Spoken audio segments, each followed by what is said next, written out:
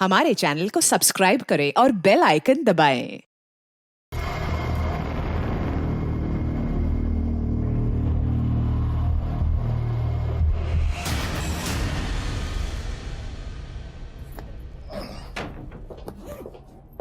हे गया। Thank you. Lockdown खत्म ना होता तो कितना अच्छा होता।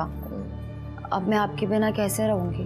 मैं भी तो अपनी बीवी को छोड़ के नहीं जाना चाहता, लेकिन क्या करूं, काम में जाना पड़ेगा ना। आई शपथ जल्दी आ जाऊंगा, ठीक है? शेखर दादा।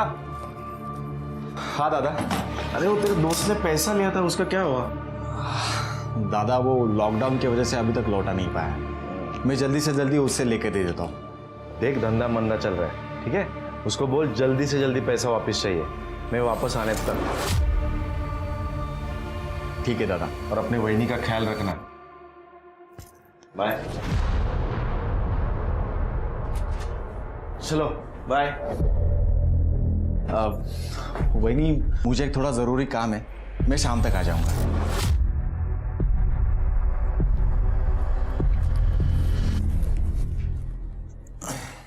बाय।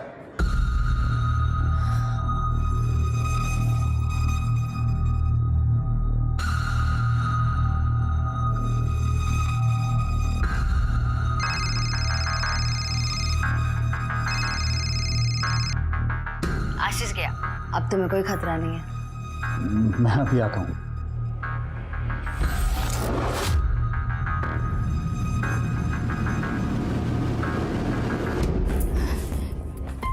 तुम्हें शर्म नहीं आती? मेरे भाई का घर तोड़ के क्या अपना घर बचा रहेगा? मैं तुम्हें मानसी बहनी के पास बिल्कुल जाने नहीं दूंगी। तू रोकेगी मुझे?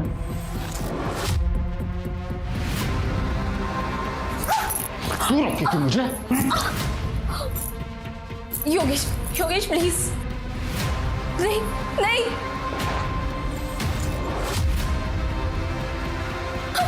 मुझे रोकेगी तू? हाँ, तू रोकेगी? योगेश नहीं प्लीज। क्या कर रहा है तू? खमाटा मेरी बहू पर हाथ उठाए तो फिर इसे कहो कि काम से काम रखे, वरना खाएगी। और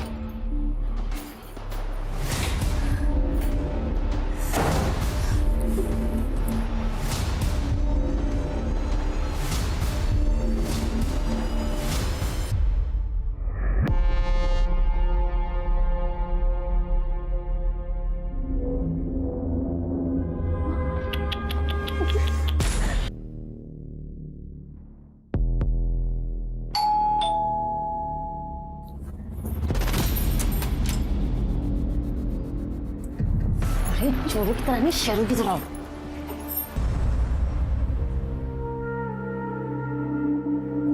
दादा,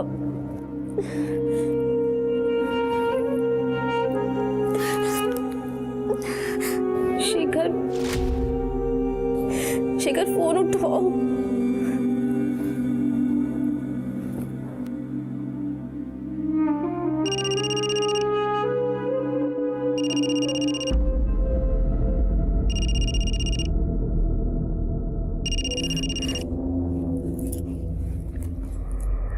हेलो हेलो नम्रता, क्या क्या क्या हुआ? तुम रो क्यों रही हो? कुछ नहीं हुआ, मैं ठीक हूँ। मुझे कुछ ठीक नहीं लग रहा है, सच सच बताओ क्या हुआ है? सुधीर, योगेश फिर से मानसी वहिनी के पास चला गया है। मेरी जिंदगी बर्बाद हो गई है। मुझे कुछ समझ में नहीं आ रहा, मैं क्या करूँ? तुम परेशान मत हो, मैं आ रहा हूँ तुमसे मिलने। नहीं नहीं सुधीर, तुम यहाँ मत आना, वरना किसी ने तुम्हें यहाँ पे देख लिया ना, मेरी परेशानियां और भी बढ़ जाएंगी। अरे मुझे कुछ नहीं सुनना। और सुनो, मैं तुम्हारे घर के पीछे आ रहा हूँ, तुम बाहर आ जाना मुझसे मिलने, ठीक है?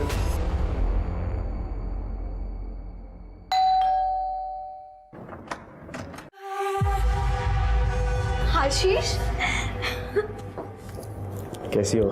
मैं ठीक हूँ। बोल कर गए थे कि जल्दी आ जाऊंगा, लेकिन इतने दिन लगा दिए। अरे क्या करूं मेरी जान, काम धंधे के लिए बाहर तो निकलना पड़ता है ना। फिर ये लॉकडाउन हो गया, अभी भी कैसे आया हूँ। रिश्ता कोई भी हो, भरोसा और सुरक्षा का विश्वास ही उस रिश्ते को विश्वसनीय बनाता है। जहां ज्यादातर लोग अपने संबंधों को पूरी सच्चाई और ईमानदारी से निभाते हैं, तो वहीं अपने शातिर पन्ने में माहिर कुछ लोग खुद को सबसे बड़ा हितैषी दिखाते तो हैं, लेकिन मौका मिलते ही भरोसा तोड़ने से नहीं चूकते। अब इस केस को ही ले लीजिए। पति पत्नी के रिश्ते में बंधे आशीष और मानसी ने एक दूसरे को अंधेरे में रखा, लेकिन क्या उस हवस की चादर को ओढ़कर वे जिंदगी भर छिपे रह पाएंगे?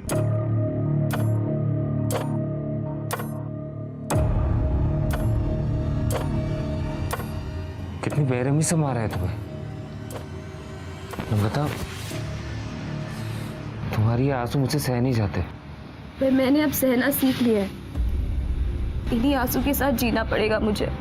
मैं अपने पति को अपनी भाभी के पास जाने से रोक नहीं सकती, और रोका तो उसने मुझे एक पति जो अपनी पत्नी की बिल्कुल इज्जत नहीं करता, और दूसरा मेरा ससुर एक चोट देता है और दूसरा मरहम लगाने पहुंच जाता है। यहाँ वहाँ छूता है मुझे। तो तुम चुप क्यों हो? हाँ, अपने भाइयों से बात क्यों नहीं करती? मैंने आशीष दादा को बताया था, पर उन्हें मेरी बातों पर भरोसा ही नहीं है। उन्हें तो बस अपनी बीवी पे भरोसा है। और दूसरा शेखर, जो मेरा फोन ही नहीं उठाता। सब अपने अपने लाइफ में बिजी है। किसी को परवाह ही नहीं है कि उनकी बहन की जिंदगी में क्या होता है। नम्रता, सुनो, तुम चिंता मत करो। देखो, मैं तुम्हारा सबसे अच्छा दोस्त हूँ। इस सिचुएशन में मुझसे जो कुछ भी होगा मैं करूँगा।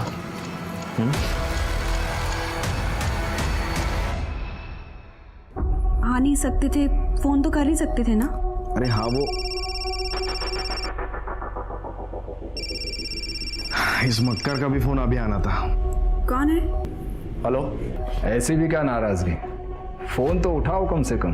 वैसे भी तुमने मुझे घर पर बैठने को मजबूर कर दिया है, ऊपर से लॉकडाउन ने मेरी कमर तोड़ दी है। देखो भाऊ, अकेले खाओगे तो हजम नहीं कर पाओगे। क्या मतलब? मतलब ये कि एरिया बांट लेते हैं। तुम्हारा बिजनेस तुम करो और मुझे भी अपना कमा के खाने दो। औकात से ज्यादा खाने वाले का पेट ना ऐसे ही फटता है।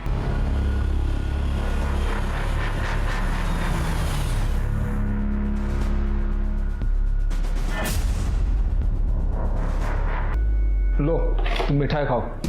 मिठाई? क्या महेश, तूने खरीदे हुए शेयर्स की हालत क्या देखा ना बाजार में? सब गिर रहे हैं और तू मिठाई खिला रहे। केदार भाऊ, मेरी कुंडली से शनि की 7.5 हमेशा के लिए दूर हो गई है। अब मैं अपना पुराना बिजनेस फिर से शुरू करने जा रहा हूँ। तुम मिठाई खाओ, मिठाई खाओ। ठीक है ठीक है। और रही बात शेयर्स की, तो तुम्हारे खरीदे हुए शेयर्स तो बड़ा उछाल मार रहे हैं। केदार भाऊ, तुम्हारी जिंदगी में कोई उछाल नहीं आ रहा। महेश, मेरी जिंदगी में बहुत जल्द उछाल आने वाला है। तो जानता है, मेरा बेटा योगेश नम्रता को, मेरी बहू को आए दिन मारते रहता है। अब उसकी बेरुखी से तंग आकर वो जल्द ही मेरी बाहों में आने वाली है। ये बात, अब इस बात पर तू मिठाई खा ले। कौन आ गया?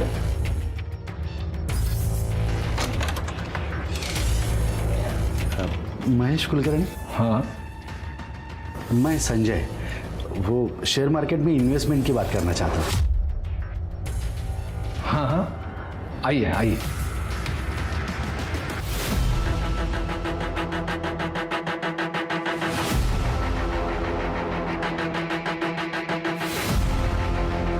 रुको रुको, इधर रुको। ये देखिए, पीएम रिपोर्ट में मेंशन है कि उसकी मौत 29 जून को दिन में 11:30 से 12:30 के बीच में हुई है। और सर, उसके पहले उसके साथ सेक्सुअल एक्टिविटीज भी हुई हैं। तो ये औरत के चक्कर में तो ये मर्डर नहीं हुआ? सर, लग तो ऐसा ही रहा है।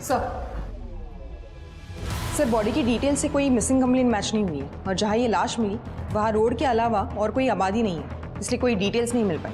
ठीक है, इस मर्डर केस की इन्वेस्टिगेशन शुरू कर दो और फोटोग्राफ आसपास के पुलिस स्टेशन में सर्कुलेट कर दो और बॉडी का डीएनए टेस्ट भी करवाओ। ठीक है सर।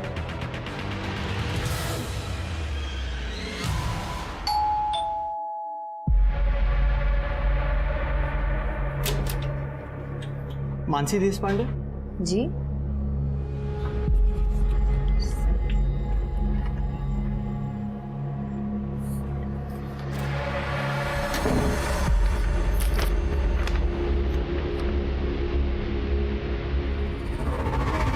क्या?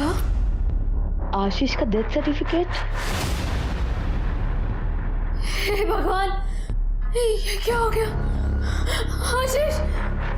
वही क्या है? हे भगवान!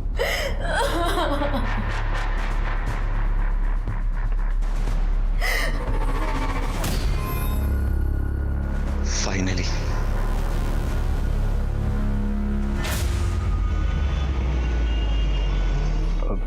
ठीक है मैम, बोल दे। सुनो, क्या हुआ?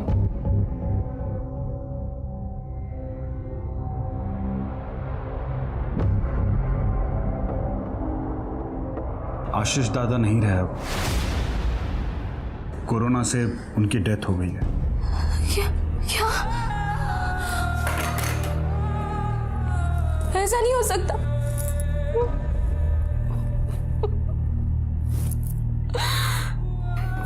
संभालो अपने आप को। अब वैसे भी हमारे रास्ते का कांटा तो निकल ही गया ना। मैं तुमसे तलाक देके मानसी से शादी कर लूंगा।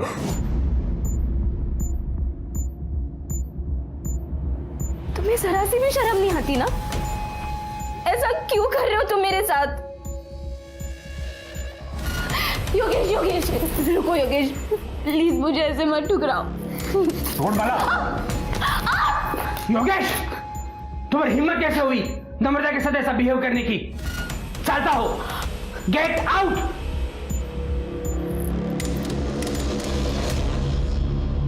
नम्रता, उठ जा।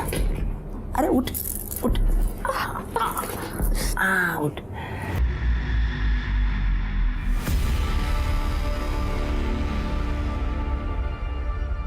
ये नंबर क्यों नहीं लग रहा है? ये आशीष का नंबर कई हफ्तों से स्विच ऑफ क्यों आ रहा है? सब कुछ ठीक हो बस।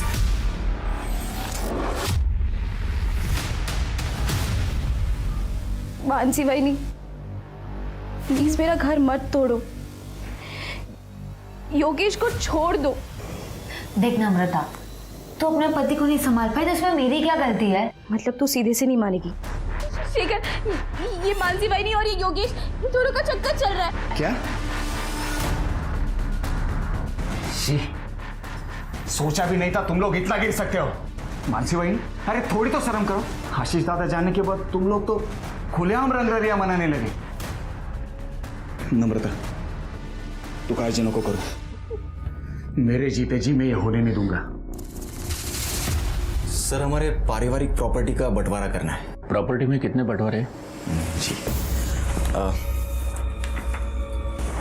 ये मेरे बड़े भाई का डेथ सर्टिफिकेट है। अभी हाल ही में उनकी कोरोना से डेथ हुई है। उनकी एक बीवी है मानसी और मेरी छोटी बहन है नम्रता। इन दोनों का हक बनता है। ऐसा कोई तरीका है जिसे ये मानसी को इस प्रॉपर्टी में से कुछ भी ना मिले? इसलिए हमें ये प्रूव करना होगा कि लीगली वो तुम्हारे भाई की वाइफ है ही नहीं। और दूसरी बात, वो किसी और से शादी कर ले तो उन्हें प्रॉपर्टी का कोई भी हिस्सा नहीं मिल सकता। जी, थैंक यू।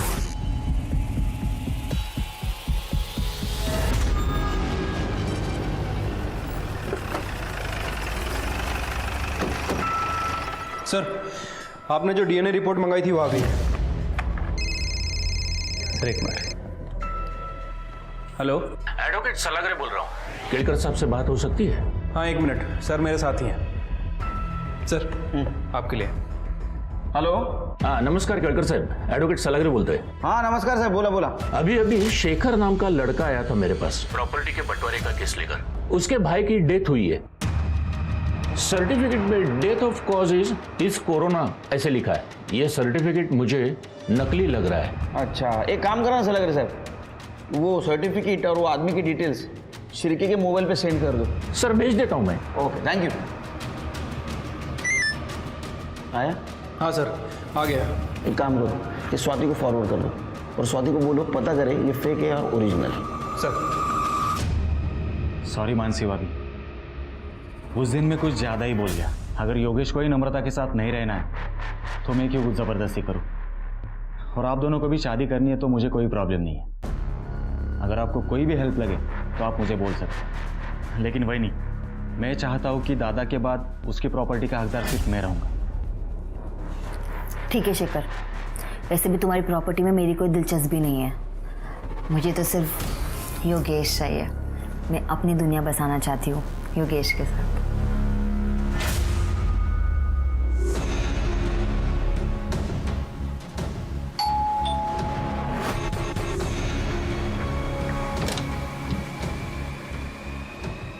आशीष, आइए ना।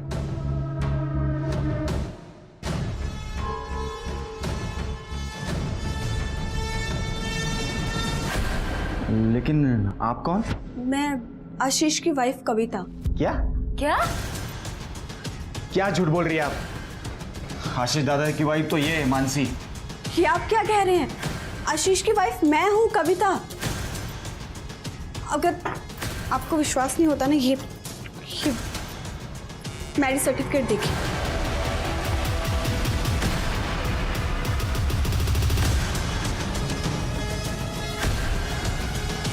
और ये सर्टिफिकेट तो आपकी शादी के भी पहले का है। आप आशीष को बुलाइए, आपको सब कुछ पता चल जाएगा। लेकिन आशीष दादा की तो कुछ ही दिनों पहले कोरोना से मौत हो गई है। क्या?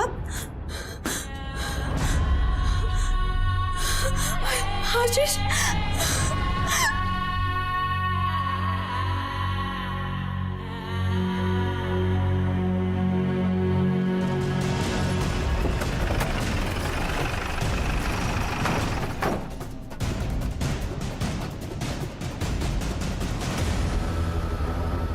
आप में से शेखर कौन है? सर शेखर मैं हूँ। आपके भाई की कोरोना से मौत हुई, आपको कैसे पता चला? जो सर्टिफिकेट आपने लॉयर को सबमिट किया था, कहाँ से मिला था आपको? सर वो सर्टिफिकेट तो कुरियर से आया था। हाँ सर, कुरियर तो मैंने खुद रिसीव किया था।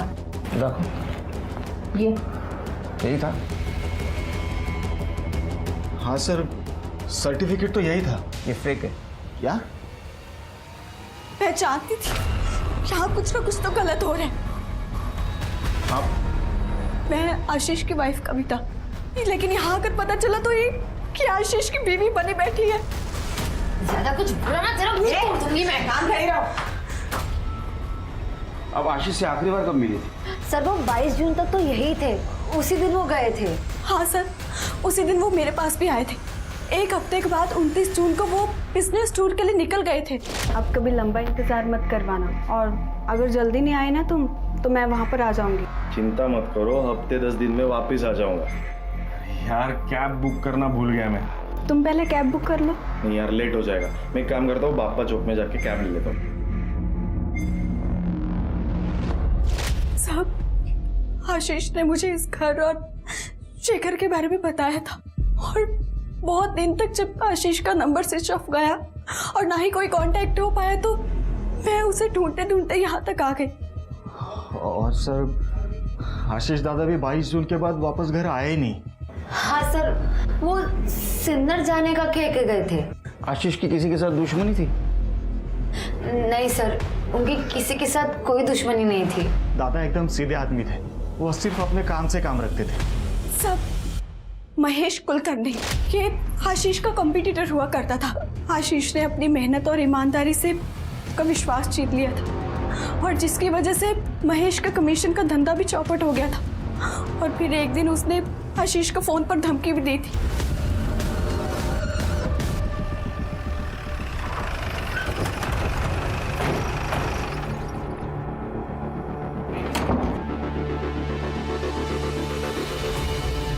परेशान हो गए हमको देख के? नहीं सर, ऐसी कोई बात नहीं है, बताइए मैं क्या कर सकता हूँ। आशीष की वाइफ कह रही थी कि तुमने उसे कुछ धमकाया बिजनेस के सिलसिले में। सर बिजनेस में ये सब होते रहता है। आशीष ने मेरा धंधा चौपट कर दिया था तो गुस्सा तो आएगा ही, फिर भी मैंने समझौते के लिए उसे फ़ोन किया था सर। हाँ उस वक्त थोड़ी बहसबाजी हुई थी बस, बाकी मैं कुछ नहीं जानता सर। नहीं, कुछ जानते हो तो अभी बता दो, क्योंकि हम अगर जानने की कोशिश करेंगे तो बताने के लायक नहीं रहोगे। मैं सच कह रहा हूँ सर, मैं कुछ नहीं जानता।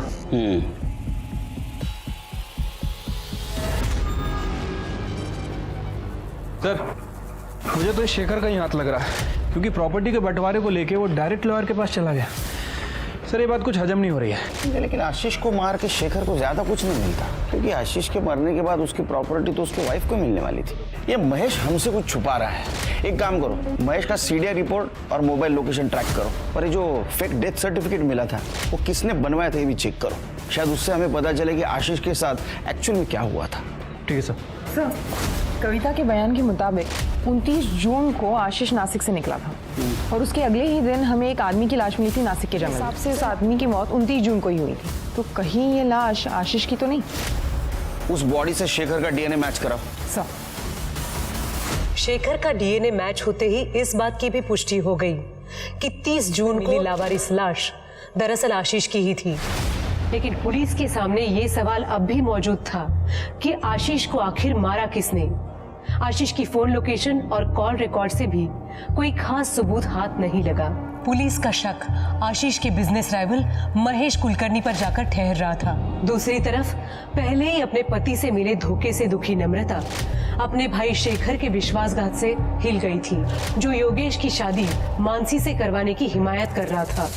मानसी तो पहले से ऐसी थी, मगर अब तो शेखर भी। मानसी और योगेश को जो करना है वो करेंगे नम्रता, लेकिन अब जब शेखर भी इस गंदे खेल में शामिल हो गया है, मुझे लगता है तुम्हें यहाँ से कहीं दूर चले जाना चाहिए, नहीं तो तुम्हारी जान को खतरा हो सकता है। पर मैं जाऊंगी कहाँ? मैं तुम्हें कहीं एक सुरक्षित जगह पे लेके जा सकता हूँ, अगर तुम्हें मुझ पे भरोसा है तो। कैसी बात कर रहे हो सुधीर? एक तुम ही तो जिस पर मेरा भरोसा बचा है। ठीक है, कल मैं आता हूँ तुम्हें लेने, तैयार रहना। संजय जी, मैंने आपके लिए कुछ अच्छी कंपनी के शेयर सिलेक्ट किए हैं। अगर इन्वेस्ट करना हो तो पैसे लेके आ जाइए। महेश जी, एक्चुअली क्या है, वो जो शेयर्स के लिए पैसा रखा था ना, वो कहीं और खर्च हो गया। अब इंतज़ाम करने को कम से कम 1 हफ्ता लग जाएगा। कोई बात नहीं, जब इंतज़ाम हो जाए तो बता दीजिएगा। जी।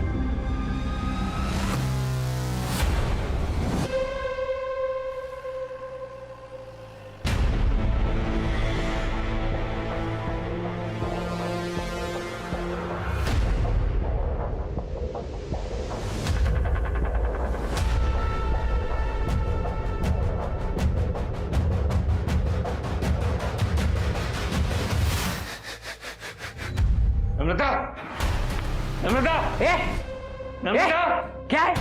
कहाँ घुस रहा है तू? कहाँ घुस रहा है तू? नम्रता का है? मुझे क्या पता, कल रात से घर पर नहीं है वो।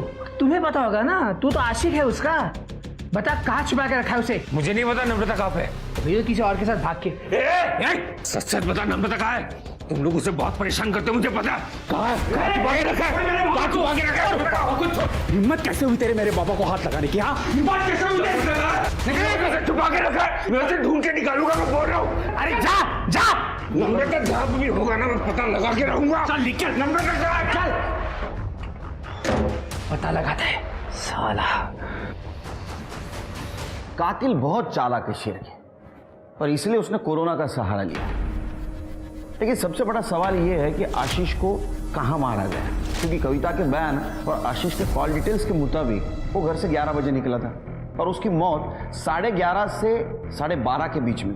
तो इसका मतलब उसको रास्ते में ही मारा गया। सर, कविता ने हमें बताया था कि आशीष ने घर से कैब बुक नहीं की थी। वो पैदल बापा चौक तक गया, जो वहां से 200 मीटर की दूरी पर। सर, हो सकता है इसी बीच आशीष को किडनैप करके मार दिया गया हो, या फिर कातिल उसी कैब में हो। सर, लेकिन अगर कातिल ने आशीष को सिन्नर में मारा तो उसकी लाश को नासिक के जंगलों में क्यों फेंक दी? जाहिर सी बात है स्वाति, कातिल नहीं चाहता था कि वो लाश आसानी से किसी को मिले, इसलिए उसने जंगल में उस बॉडी को डंप किया। अरे कहाँ जा रहे हैं? चल तो बात कर। अरे करणे येऊ दे त्यांना, लोकांच्या तक्रारी ऐकण्यासाठीच आहेत ना आपण इकडे। सर ये नम्रता गायब हो गई है सर। क्या सर? उसके पति योगेश और आशीष की बीवी मानसी, इन दोनों के बीच में अफेयर चल रहा है सर। सर मुझे पक्का यकीन है इन दोनों ने गायब किया सर। आप उन दोनों को छोड़ना नहीं सर, प्लीज। गायब कौन कर सकता है लेकिन नम्रता को? सर शेखर उसका भाई सर वो भी ये कर सकता है सर।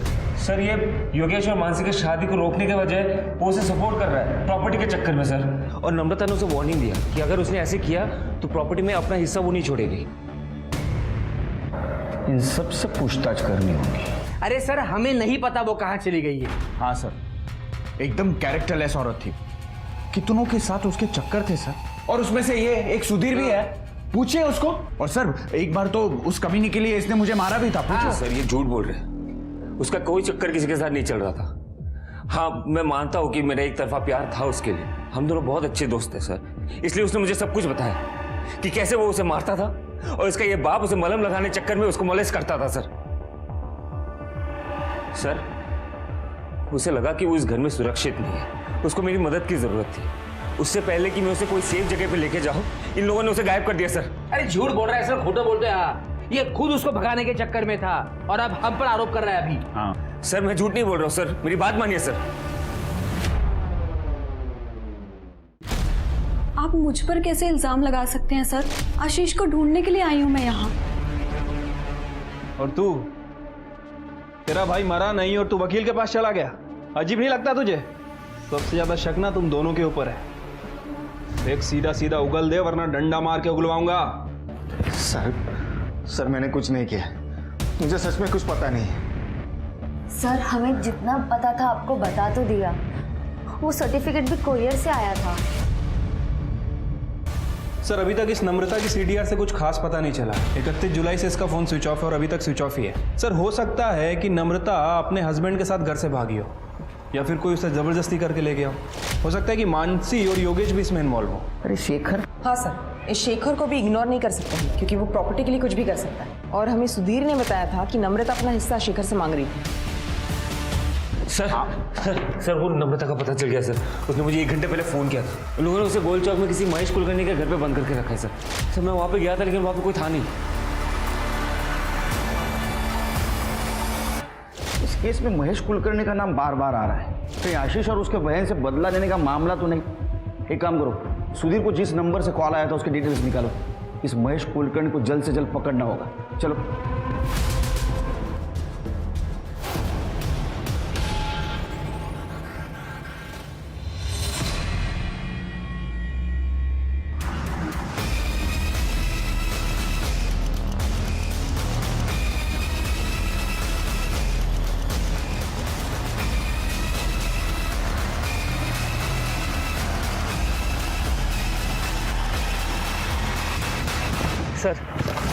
सर यहाँ पे सर ये यहाँ।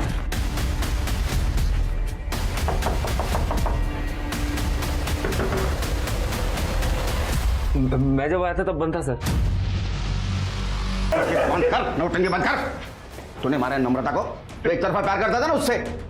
तूने बोला था दरवाजा बंद है, दरवाजा खुला था। सर मैं जब आया था सर तब अंदर से दरवाजा बंद था सर, यकीन कीजिए सर, मैं झूठ नहीं बोल रहा हूँ सर। सुधीर का पहले फोन मुझे आया था लेकिन मैं घर से थोड़ा दूर था और योगेश मेरे ही घर पे था, इसीलिए मैंने आगे भेज दिया। हटा दिया ना तूने तेरी बीवी को रास्ते से? हाँ, मानसी के साथ आय्याशी करनी थी ना तेरे को? सच बोल। सर ये शायद महेश का फोन है जिससे नम्रता ने सुधीर को कॉल किया। सर महेश मिल गया। खुश हो गया ना तू?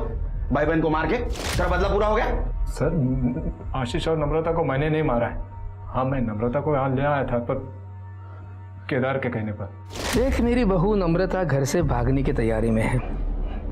वैसे मेरे बेटे योगेश ने तो उसे जिंदगी से निकाल ही दिया है।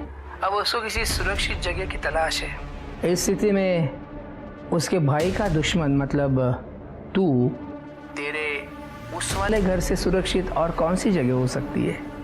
उसके बाद में केदार के घर पहुंचा। केदार ने नम्रता को पहले ही बेहोश करके रखा था। फिर मैंने नम्रता को गाड़ी में डाला और यहाँ ले आया सर। उसके बाद मैंने और केदार ने। अरे साहब, वो महेश झूठ बोल रहा है। एक नंबर का ठगी इंसान है वो। हमेशा औरतों के पीछे पड़ा रहता है। हमारे घर में आता जाता रहता था। और आपको बताया था मैंने, नम्रता हमारी बहू, उसका चाल चलन ठीक नहीं था। इतनी सफाई देने की जरूरत नहीं, सबका कैरेक्टर सर्टिफिकेट है मेरे पास। कोई सबूत है आपके पास? आएगा। जिस दिन मेरे हाथ सबूत आएगा मेरा हाथ चलेगा, ये तेरे हाथ कुछ नहीं रहेगा। ये केदार का सीमेंट सैंपल कलेक्ट करो और क्राइम सीन पे जो कॉन्डम मिले उसे मैच करवाओ। सर नम्रता की पीएम रिपोर्ट। सर, नम्रता की मौत गला घोटने की वजह से रस्सी और कुछ ट्रेसेस भी मिले हुए हैं। इसके अलावा बॉडी पे कहीं कोई स्ट्रगल के निशान नहीं है और मौत 11 से 12 के बीच में हुई है। CCTV footage? नहीं सर, वहाँ कोई सीसीटीवी कैमरा नहीं है। की बात समझ में नहीं आ रही शिरके। ये नम्रता ने सुधीर को कॉल किया, सुधीर ने शेखर को कॉल किया, शेखर वहां तुरंत नहीं पहुंच पाया इसलिए उसने योगेश को कॉल किया। सब लोग वहां थे, तो कातिल कौन है? सर, ये महेश के मुताबिक केदार को पता था कि नम्रता कहाँ है, लेकिन इस वक्त ये दोनों मर्डर से भी इनकार कर रहे हैं। नहीं शिरके, मुझे किसी पे भरोसा नहीं, क्योंकि आशीष और नम्रता दोनों का मर्डर सेम तरीके से हो सकता है, इनका कातिल भी एक हो। सर, हमें शेखर ने बताया था जब उसने योगेश को कॉल किया था तब वो आशीष के घर पे ही था। हो सकता है मानसी या कविता ने उनकी बात सुन ली हो। और वैसे कविता पर शक करने के लिए बहुत सारे रीजंस हैं। आशीष के मरने के बाद वो उसकी लीगल वाइफ है, तो शेखर जैसे ही प्रॉपर्टी पर उसका इक्वल दावा बनता है। सर, मैंने नम्रता को नहीं मारा है। और सर, मैं भी इस बारे में कुछ नहीं जानती हूँ। उस दिन नेटवर्क इशू होने की वजह से योगेश बाहर गया था सुधीर से बात करने के लिए, और जब योगेश अंदर आया तो उसने मानसी को बताया और मानसी ने मुझे बताया कि किसी ने नम्रता का किडनैप कर लिया है। हाँ सर, ये सही कह रही है।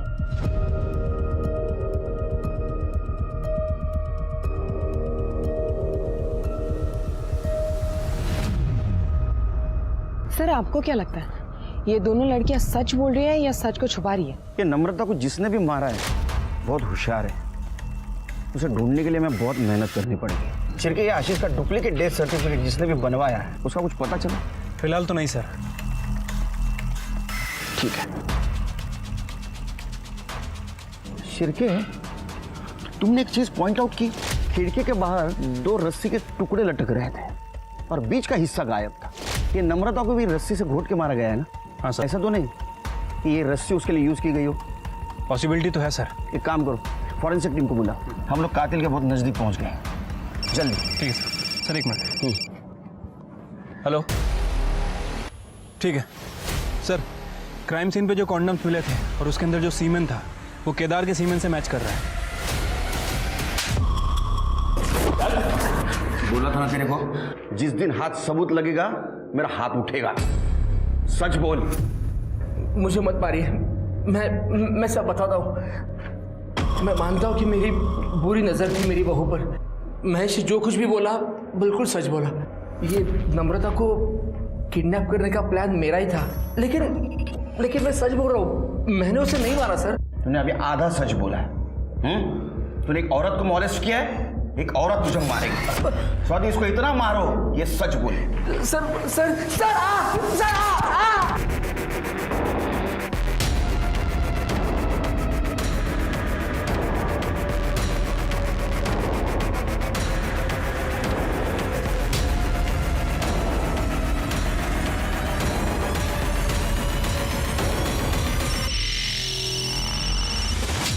हेलो, कविता किसी को तो मिलने आई है, पर मैं देख नहीं पाया वो किससे मिलने आई है। ठीक है, वो बाहर आने तक वहीं रुको, और अगर पता ना चले वो कौन है तो किसी बहाने से अंदर चले जाना। Okay madam.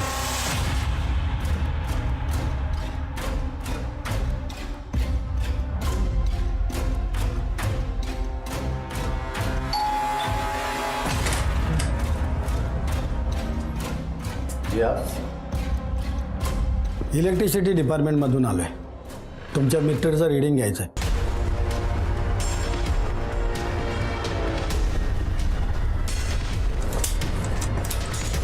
सर, तुमचं मीटर फॉल्टी आहे। 1 आठवड्यामध्ये तुम्हाला नवीन मीटर दिलं जाईल, पण मालकाचा आम्हाला एक फोटो लागेल। लेकिन मेरे पास में फोटो नहीं है। सर, ती आमच्याकडे सुविधा आहे, तुम्ही जरा मास्क खाली करा। सर, ये वो आदमी है जिससे कविता मिलने गई थी। इसकी कुंडली निकालो। सब। अब मेरे रास्ते में सिर्फ एक ही रोड़ा बचा है, और वो भी अपनी जगह पे पहुंच गया तो फिर सब कुछ अपना, ना कोई रोक टोक, सिर्फ मौज ही मौज। ठीक है सर, कविता जिस आदमी से मिलने गई थी उसकी डिटेल्स निकालिए। वो कविता का ही मामा है, संजय, इसी शहर में रहता है। सर, आशीष का जिसने फेक डेथ सर्टिफिकेट बनाया था उसका पता चल गया, ये उसका फोटो है। करडे ने जो फोटो भेजी तो दिखा। सब। ये दोनों फोटो तो एक ही आदमी के हैं।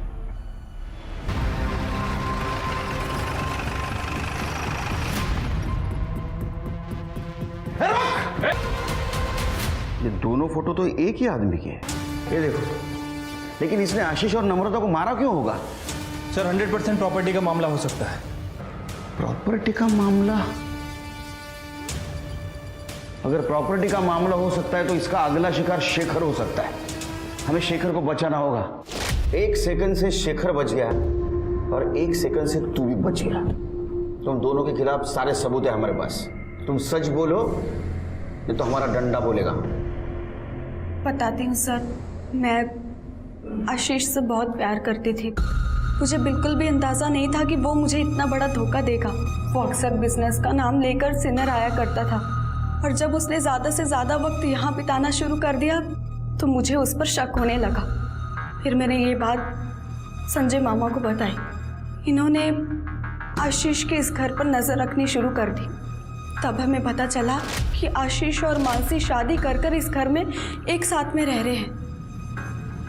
तब मुझसे ये बात बर्दाश्त नहीं हुई सर। मामा, मैं आशीष को कभी माफ नहीं कर सकती। उसे मारना ही होगा। ये तू नहीं, तेरा गुस्सा बोल रहा है। नहीं मामा, ये मेरा आखिरी फैसला है। सही मौका नहीं। उसे मारने के लिए इस घर से अच्छी जगह कोई नहीं हो सकती। अब अभी कोरोना से इतने लोग मर रहे तो हमें लगा कि ये आशीष की मौत भी छिप जाएगी और कविता आशीष की प्रॉपर्टी पे ऐश करेगी।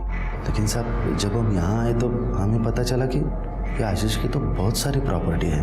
फिर हमने सोचा साहब, ये प्रॉपर्टी के जितने भी दावेदार हैं उनको सबको एक एक करके रास्ते से हटा देंगे। ये नम्रता के बारे में कैसे पता चला? वो मैं इनके घर पे नज़र रख रहा था ना साहब, तो वो शेखर ने योगेश को फ़ोन करके नम्रता के किडनैप होने की बात बोली, तो वो बात मैंने सुन ली क्योंकि मैं वहीं पे छुप के खड़ा था। गोल चौके के पास। और क्या नाम बताया? महेश कुलकर्णी। पक्का नम्रता वहाँ मिलेगी?